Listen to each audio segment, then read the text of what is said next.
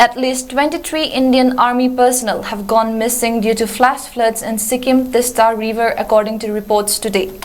The flash floods were triggered by a sudden cloud burst over Lonak Lake in North Sikkim, which was compounded by the release of water from Chungthang Dam. A massive search and rescue operation has been launched to trace the missing army personnel. Giving more information about the cloudbursts, the Gangtok District Administration said, the flash flood made its way through River Tista, sweeping Indrani Bridge in Singtam town, some 30 kilometers from Gangtok.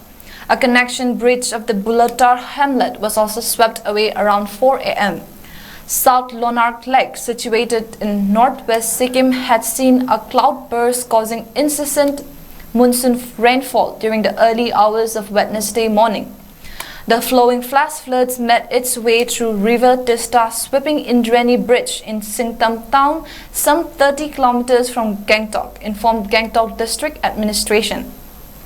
Many homes near the River Tista, situated in Gangtok Singtam, have been evacuated. Additionally, temporary relief facilities have been established in the town's Singtam Senior Secondary School, aided officials. According to defense sources, some army vehicles that were parked at Bardang near Singtam were submerged in the water when the flash flood occurred after the release of water from the Chungthang Dam. Due to flash floods, the water level in Sikkim Tista River has risen up to 15 to 20 feet high downstream. Sikkim's Chief Minister Prem Singh Tamang took stock of the flood-like situation. An alert regarding the flash flood has also been issued in view of the incident.